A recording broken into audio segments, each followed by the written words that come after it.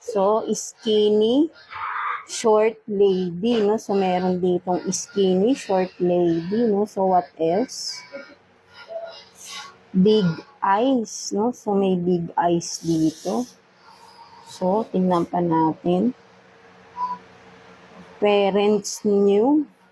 Oh, meron dito, no? May, sandali, ayusin lang natin, ah.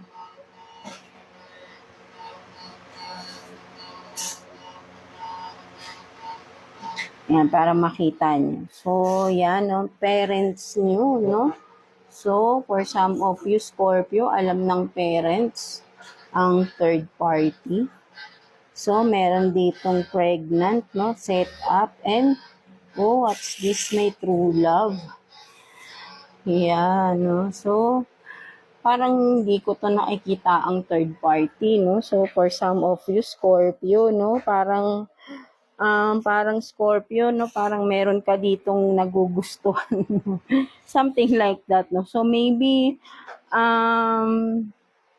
yan, no? For some of you, ang nakikita ko rito, Scorpio, na maybe if you are masculine, no? Ang nakikita ko rito, no? Scorpio,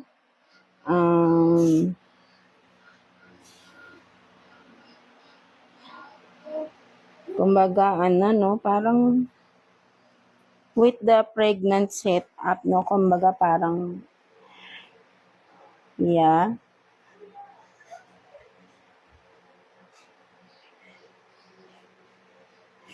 Kasi kung ang nakikita ko rito, mga Scorpio, no?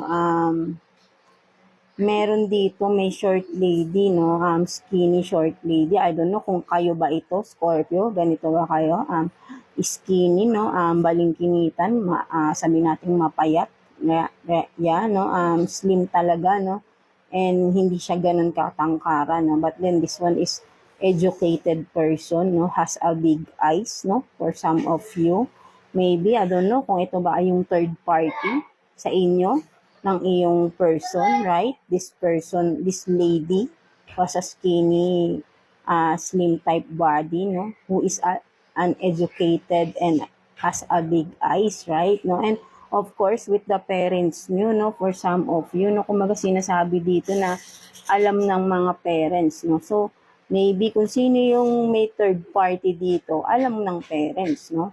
And then kapag kumbaga parang yung third party na sinasabi dito kasi kumbaga ay sinasabi ayun daw talaga yung mahal niya, no? So